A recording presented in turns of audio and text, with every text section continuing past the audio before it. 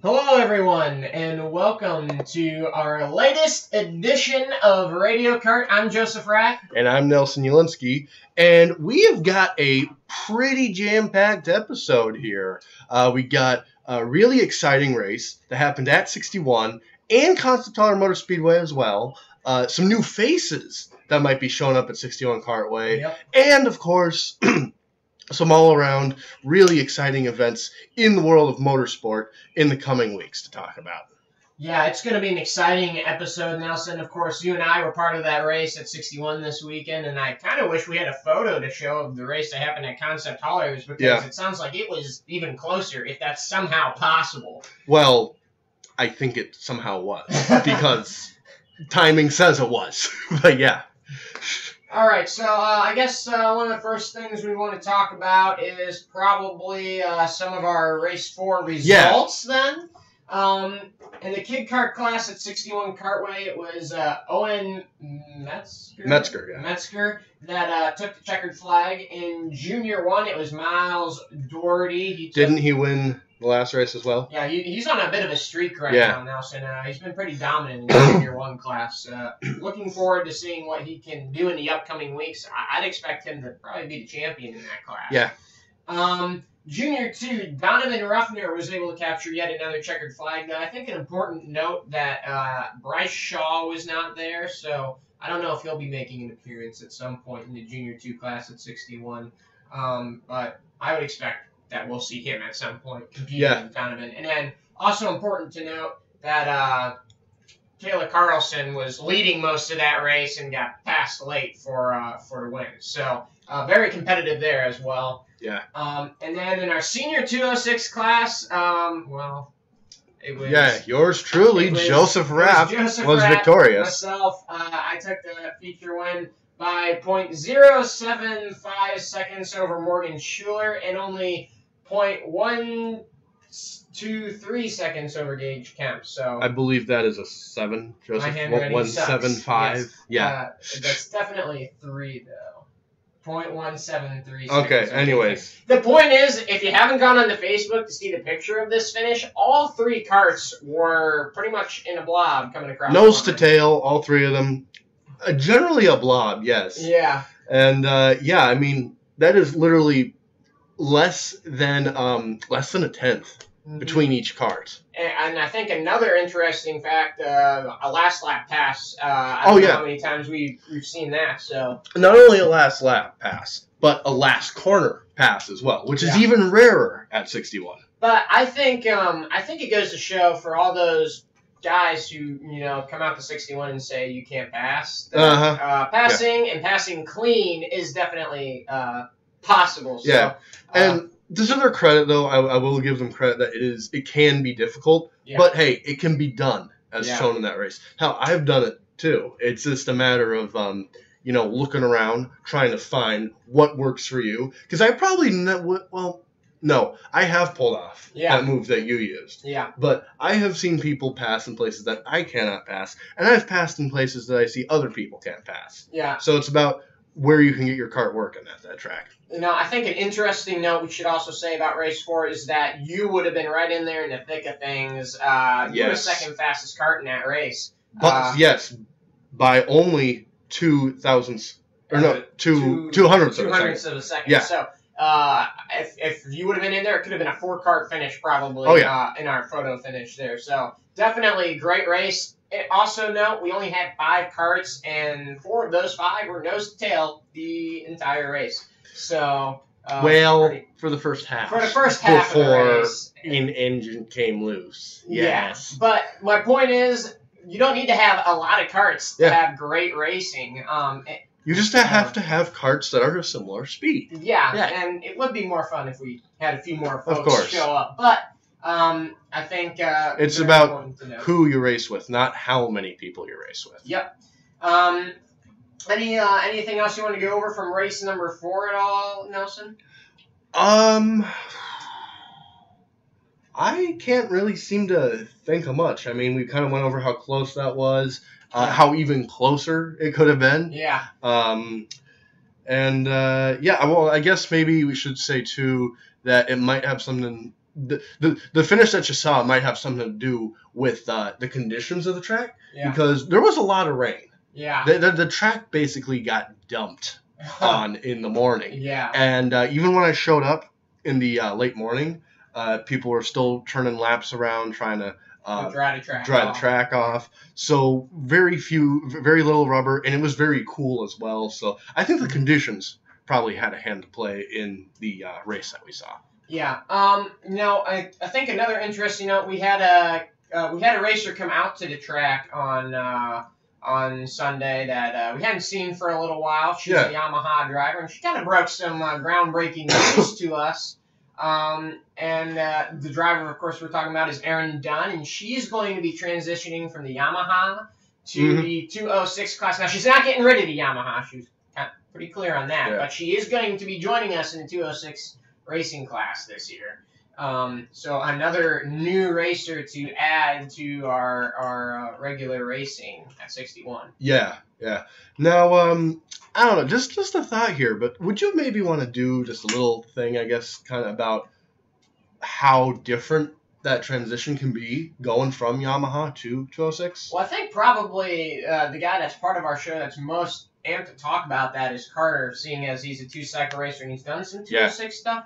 But from my point of view, and I'll let you take your take on this, Nelson, but the biggest transition is that lower horsepower and lower acceleration.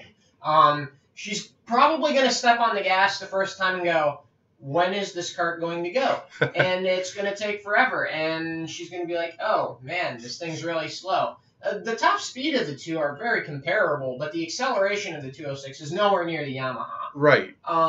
The other thing she's probably going to discover is because she doesn't have that extra power to rely on, is she's going to have to be really, really smooth through the corners. Yeah. And I don't think that will take her much time. I think anytime you go from something higher horsepower to lower horsepower, it's an easier transition than if you were going from something lower horsepower to higher horsepower. I would argue it's the other way around, actually. Well, I'd like to hear that argument. Okay, because here's the way I see it. If you're going to be fast in a 206, you have to be smooth. Mm-hmm. And as seen with the Yamahas, from watching them, it's not a requirement for them to be smooth. Mm-hmm. I mean, yes, it certainly helps. It helps. So it's like if you're going from something that requires you to be smooth, you're going to be faster when being smooth is kind of like optional, I guess. Yeah. But when you're going the other way around from Yamaha to 206, you're going to have to basically relearn everything you knew about driving karts. Yeah. And I think that's true when we look at Morgan Schuler last year when he stepped into Tony's kart, Tony Nielsen's, because Morgan Schuler, he's an ace in Yamaha racing. Mm-hmm. Like, he really knows the stuff. He's won a lot of races. Yet he kind of seemed like lost, I guess, behind the wheel of Tony's kart. And it was just really... Well, what I think is going to be really interesting to see in the case of Aaron and in what was the case in Morgan is how fast can these people adapt?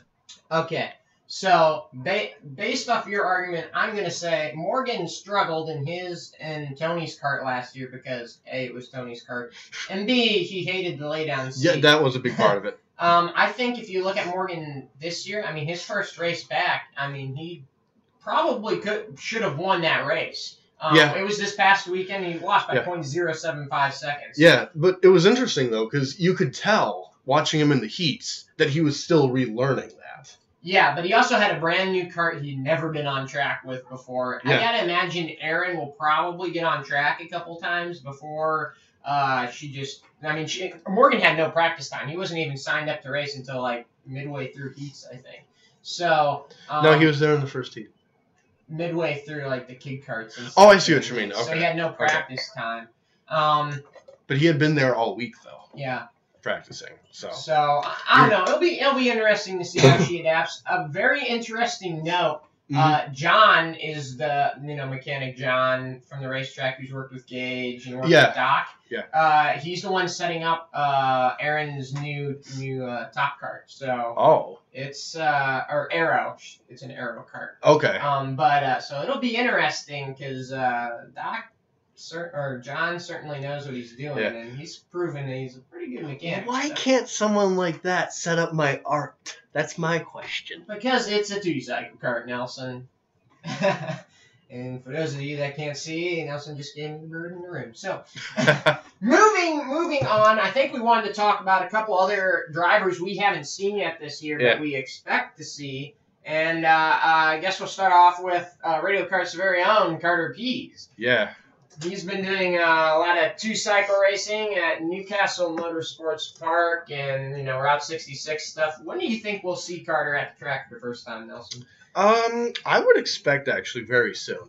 It would not surprise me in the slightest to see him sometime in June. Yeah. I'm not gonna go and say specifically which race, but from what I've talked to him, he seems very excited about coming out and racing with us. Yeah. And he's got everything all ready for the most part. Okay. So it's just a matter of, he has the engine, he has the car, so it's not like, I still need to get the engine and all that. Right. And knowing him, he's good at preparing for stuff. So it's just a matter of when he has time. Yeah. And between school, between Newcastle, and all that 2-cycle stuff that we don't care about, these earlier months, prior to this, it makes sense that he hasn't had a chance to race with us. But I think now that school's over, and of course there's going to be gaps in his 2-cycle schedule, I think we'll see him very, very, very shortly. Yeah, I believe we'll see him very shortly too. I don't know if we'll see him at the next race, just because I heard him kind of hinting a while back ago that he might go to Mid-State for the 206 Cup stuff. So I don't know if we'll see him at 61 racing in 206 by the next race. But I think you're definitely right. We'll see him soon. I know we probably won't see him at Quincy because he's ruled out Quincy. Yeah, he's ruled out Quincy. But I believe too scary. I don't think that's what Carter sounds like, but okay. Well, when he's scared of Quincy, it is. Oh yeah, that's a good point. He's going to be driving a Coyote kart. I just thought I'd throw that out there because I'm a Coyote driver. So, but moving on, another set of drivers we haven't seen at the track yet is the McDonald's, Thor and Odin, and I got to be honest with you, Nelson, I don't think we're going to see them until probably mid-season. Yeah. But, hey, we are kind of coming up on mid-season when you really get down and think about it, Joseph. Think about it, yeah. Because there are, 16 races this year? I think there's 15, I believe. Okay, even more to my point then, because we are 4 races through. Yeah. We are coming up on that midpoint. Yeah, it's actually just going to be the first week in July, or second week in July, I think, is the mid-season double-point championship. Yeah. I talked to McDonald's, and they said they don't have anything really ready to go yet. I think Thor's been really busy at work, so that's kind of why we haven't seen him at the track. Yeah. And I know Odin's been very active at school with some of the stuff they have going on in the arts department and stuff there. So it'll be interesting to see when they do get to the track, but for now, it's we're just going to have to wait. The Owenses, I don't know when we're going to see them at the track. I don't know if we're ever going to see them at the track. I'm hoping we get to see them at the track at some point. Yeah. But they have. I talked to Jason at the last race, and it sounded like it might be a real possibility that they might not. But which would be sad. It wouldn't be that surprising if they don't show up, but it's still going to be sad. Mm-hmm. Yeah, it definitely will be. Then we have the Newmark, which I think, from past experiences, they always show up to about 2 or 3 races at 61 a year, and then always at Rock Island. I think we'll probably see them for our Back to Track event, though. Okay. For that KHMR race or around mid-season. Then we got our Davenport bunch, which is Michael Dittmer, Matt Tayway, Michael Welsh, Chad Patch. There's Jerry Miller, I think, would be included in that group.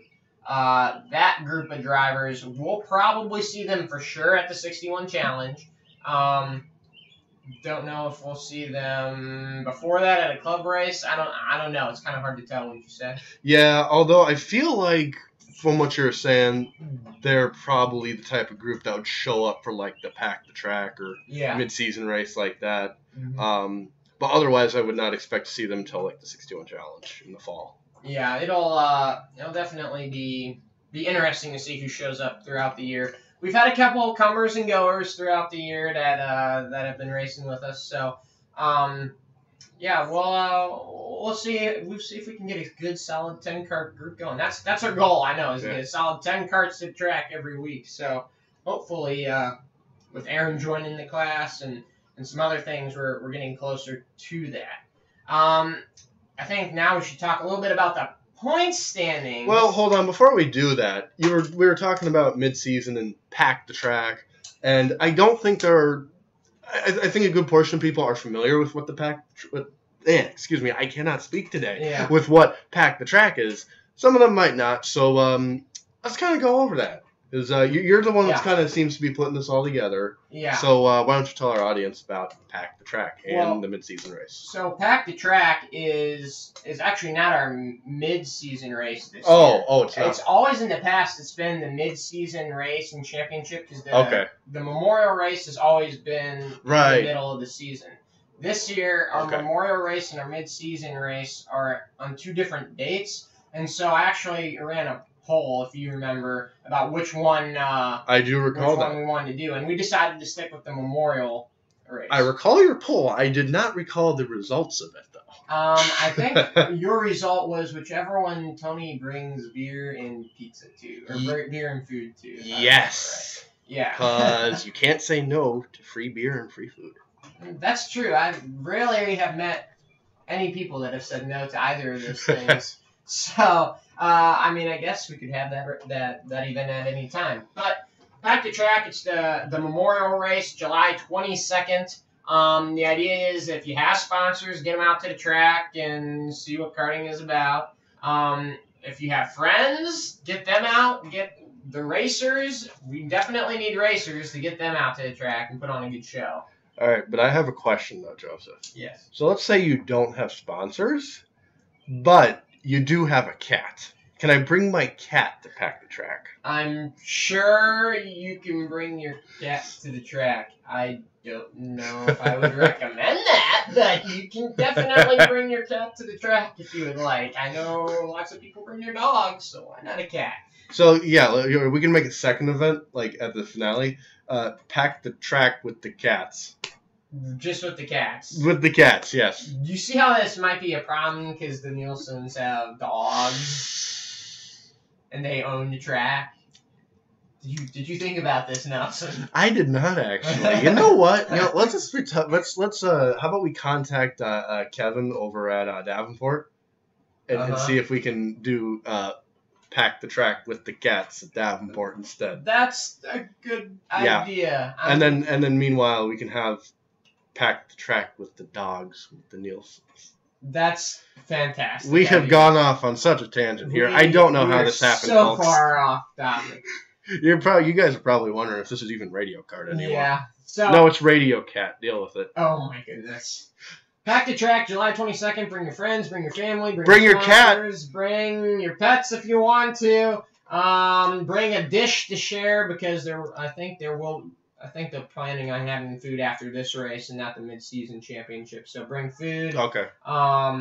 I know there'll be food that the Nielsen's provide. If there's not, you can always just buy food from the garage stall that's out there. So. Yeah, and that's always well-prepared food. Oh, yeah. Walking tacos are great. Made rights and all that good stuff. So, come on out, have some fun. I'm trying to get at least 20 racers out there this year. Last year we had 15, so I think 20 is a reasonable goal to get out there for our Pack the Track event.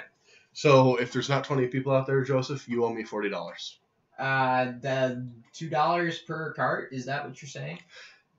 So if there's 15 people out there, I only owe you 10. What? No. I am making a bet with you. I'm saying if you cannot exceed your 20 entries, then you owe me money. All right, folks, let's make this happen. Oh, God. $20. Yeah, okay. I'm not doing $40. Yeah, 20 is fair. Okay. If we get 20 carts out to the track, I need this to happen. Come on, help me out. Joseph can't lose his money, people. He's a very poor little boy. Yeah. So come out to the track. I'm a go-kart racer. I need all the money. From that, I think we'll move on to our point standings at 61. Yeah. Radio Kart's very own Nelson Yelinsky is leading the points. Since we have you here, Nelson, what does it feel like to be the points leader at this point in the season? Oh, let me tell you, Joe, it feels pretty great. I've got to thank my sponsors. I've got to thank Art for providing such a great, fast kart that's allowed me to be in this position. I wouldn't be here if it wasn't for Jesus, God, the powers above, my mom and dad, and, of course, I can't race without Vega, so thank you, Vega. Right. Okay, no, I'm done. Your tires are better, by the way. No, really, it feels pretty good though. You know, I'm pretty pumped this year. It's really gonna be kind of like my goal. I just feel good because I picked you for the championship. So like, I may throw away the championship just to be right for once in my life. You never know. Oh wow. You know, if you do that, then I'm actually gonna be disappointed because then it will feel like not a legitimate championship then. Oh, I'm not giving you anything. Good. So our very own Nelson Yelinsky is leading the points. Gage Kemp is second. What are your thoughts on Gage so far through the season, Nelson? Pretty impressed. Well, like I said last show, I think I've been blown away by how quickly he's adapted to the senior category with how heavier it is. And I think with how well he's running early, he will probably give me a really, really strong for my money later on. Yeah. I do think, though, he needs to kind of focus on maybe setting up the kart for longer runs. Yeah. Because I've heard you talking about that and stuff. And after kind of watching the replays of this most recent race that we had, he really did seem to kind of drop off in the later half. So yeah. I think he kind of needs to take a look at how he sets up his kart. But otherwise, I expect big things from him. Yeah, I think we've noticed this weekend in particular, maybe in past weekends, that he fires off really, really fast, which is great. I mean, I guess it's always easier to hold drivers off than it is to pass them. But he's losing almost so much speed that it's affecting where he finishes. And I think we definitely saw that in the feature race this last weekend. But of course, it worked out for him the first weekend of racing. I mean, he came away with a win. So we'll continue to see how he develops. I think he's been impressive. I've heard he's not going to be doing the Quincy Grand Prix anymore. So unfortunately, my buddy Gage will not be doing that. Your buddy Gage. My buddy Gage. Okay. My little buddy. You're... No junior driver. Oh my gosh. Senior driver, my little buddy. Okay, folks, you thought I was weird for doing the cat thing? Well, now it's Joseph's turn. Little junior too, buddy. Gosh, if he's listening, he's gonna hear this, and he's not gonna want anything to do with our show now. I mean, he doesn't really have a choice. He races at 61. Chad Peppers is our third place driver in points, and I don't think any of us are surprised that he's still in third after missing a race because he won 2 races, and he would have won 3 races had he not had a chain fly off on him. Yeah, kind of like how I would have won last race if my chain didn't fly off. Yeah. Yeah. I do want to note that Chad has run the fastest lap of the season so far at a 50.8, so it'll be interesting to see if anybody can top that at some point or come close to that. Also a note, Nick Ockenfels, who has did not race the last 3 weeks, did not race this week. He complained of his ribs being sore, and so while he has a free year of racing, he's only used one of his freebies. So yeah, I'm a little sad and disappointed our buddy Nick has not been there. But yeah, I think he got the free racing things, and his ribs are like, nope, not gonna happen. I'm sure we'll see him out at the next race though, and it'll be fun to see how he mixes it up with everybody. Yeah. Upcoming event, 206 Cup at Mid-State, the weekend after this weekend. Yeah, pretty much an off weekend for karting, what with the Indy 500, Monaco Grand Prix, and, of course, Coca-Cola 600. Yeah, that's a big weekend in motorsports right there, Nelson. I know you're kind of the IndyCar guy. Yes. So, well, why don't you tell us a little bit about what went on in the Indy 500 qualifying practice so far? Okay, so qualifying for the Indy 500 was pretty exciting, and it's always exciting because it's one of the fastest events in all of motorsports. Yeah. But there was some added drama because for the first time in quite a while, there was some legitimate bumping going on. You always have the 33 cars starting the 500. Usually, lately, there's only been 33 entries. Yet, there were 35 this year. And in some recent years, there would be like a 34th. But it would just kind of be like, whatever, they're off the pace. They're not even going to make the show and stuff. But everyone was really fast, and it's like, I can't imagine what this race would be like if any of them didn't make it. And the biggest story from this, fan favorite James Hinchcliffe did not make the race. He's one of my favorites, yeah. And I'm very sad that he did not make the race. Yeah, and what's even weirder is that, unlike, say, Sage Karam, he's not just a one-off in the Indy 500. No. Like, he is a regular IndyCar driver, and Yeah. you usually don't expect full-time IndyCar drivers to miss the 500. Well, and I was thinking about this, Nelson. It's really going to hurt him in the points because Indy pays double points. And, Hinch is not going to be in the show. So yeah. And he's been having his best career year so far. And then that's the other part that hurts for me is he's doing really well this year. So, yeah, I hate it that my favorite driver, Hinch. We got a picture with him at Road America a couple of years ago. Mm-hmm. He's just a super cool guy, so I'm very sad that he did not make the 500. I would ask Carter about Formula One, but he's not here. I assume you know more than me about it. I do, and I've actually been, honestly, I might rival Carter as far as being F1, how interested I am in F1. So, yeah, we're kind of in one of the most competitive years of F1 in the hybrid era. Yeah. Because Mercedes didn't win a race until the fourth year, and until the fourth race of the year. Yeah. Ferrari with Sebastian Vettel won the first two races. Mm-hmm. Even Daniel Ricciardo won a race for Red Bull in China. So one of the tightest in recent memory between the top three teams. However, though, I can see some fans being a bit worried after Mercedes' dominant performance at the Spanish Grand Prix 2 weekends ago. But really, that track is very suited to the Mercedes car. Yeah. And on top of that, that was a race where teams brought a ton of upgrades. Mm-hmm. So with Monaco being such a different track, and all these upgrades, we could really see a shuffled order that is very different from the Spanish Grand Prix. And on top of that, I just want to add, too, that the Mercedes car is kind of more suited to the faster road courses like Shanghai, Barcelona, or even later in the year, Spa-Francorchamps. Mm-hmm. So this is probably more of a Ferrari track.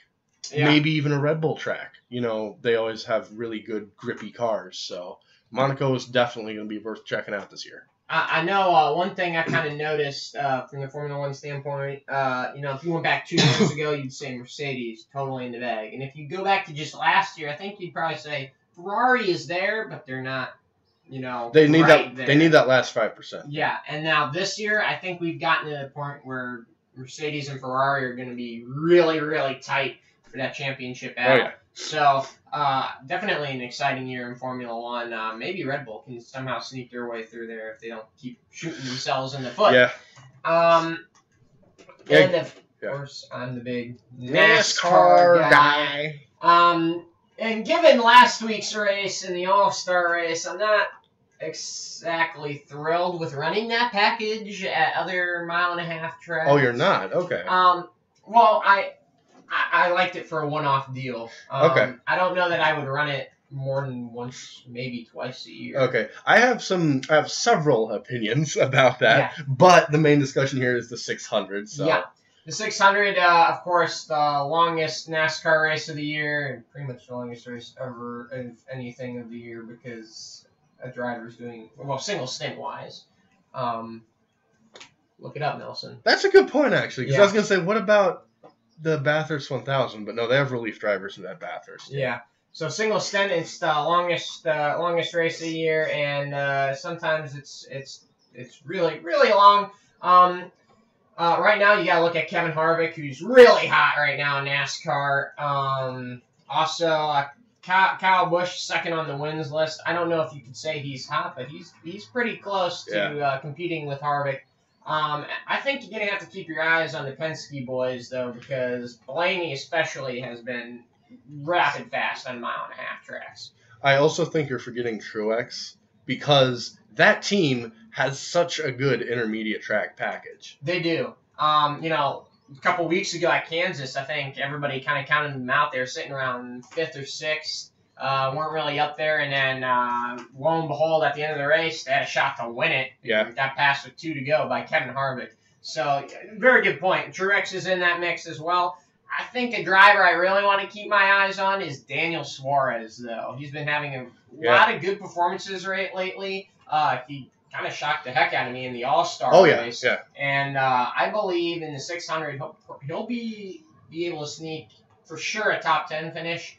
If not a top 5 finish or competing for the win. We may see an Austin Dillon out of him this year. Yeah. With winning on fuel mileage or something crazy like that. And I think all around, Suarez is just going to be a really interesting driver to watch, because every so often you get a guy like Larson, where it's like he's just fast right out of the box. Yeah. It's just a matter of that last little bit to actually win a race. With Suarez, I certainly think he has talent. It's just a matter of more knowledge, more learning. You just got to kind of watch him over the course of his career. And I think we're kind of at that stage now in his career where we're going to start seeing him making these leaps and bounds. Yeah, I mean, he's visiting all these tracks for the second time, too, which has got to help tremendously as well.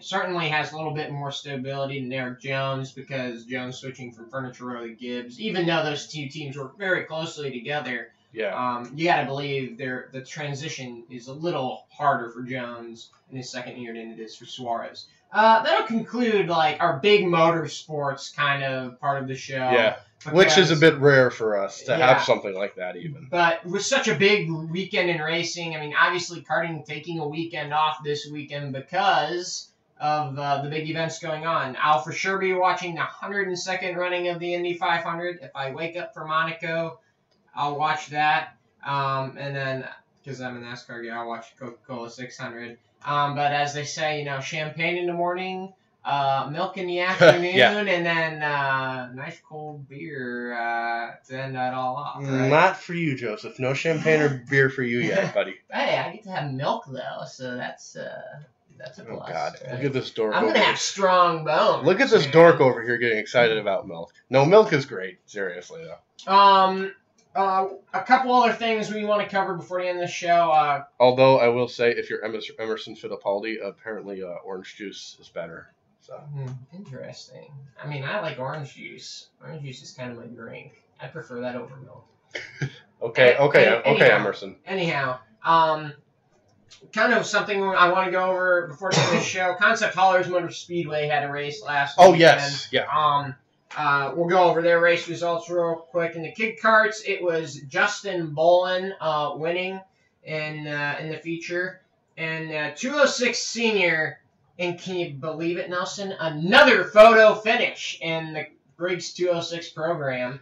Man, what is going on in the area? It was Dan Seaman over Chris Rossiter by 0.027 seconds, which is actually somehow closer than the race at 61 car. Yeah. You know what? I'm not wondering if this is rigged because they're trying to upstage us and they simply moved the transponder on the cart, so it seemed closer. That wouldn't surprise me at all. In the Masters class, it was Tom Van Ineg over Jim Evans. And in the Sportsman class, it was Joseph Bullen taking home the checkered flag over Joshua Bullen. And then in the junior class, it was Jacob Bullen over Will Holtz. And they Sounds had like the Bolin clan is out in force. They had some shifter carts there. Oh, really? Actually racing. Only 3 of them, but it was Lance Lane winning over Eric Riggs by 0.652 seconds, which is actually pretty close for a shifter kart race. So very good racing there, and that they also had some rental karts, I believe, going out on track. I don't have the full results for those. So, Yeah. Um. Oh, speaking of rental karts, actually, and Concept Car Motor Speedway, they are going to be having their 12-hour endurance race 2 weeks from now. Oh, yes. Yeah. So not this upcoming Memorial Day weekend, but the weekend after that, Saturday at 7 p.m.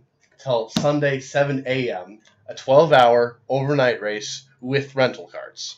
I think we would both do that if we didn't have a race on Sunday. Yeah. At 1 p.m. Definitely. No, that sounds like a blast. And I don't know if you know this. Are they allowing people with their 206 karts to race in this? Well, they did that for a 2-hour race last month, but no, this is part of their weekly rental series. Yeah, that for sure looks like a fun event to do.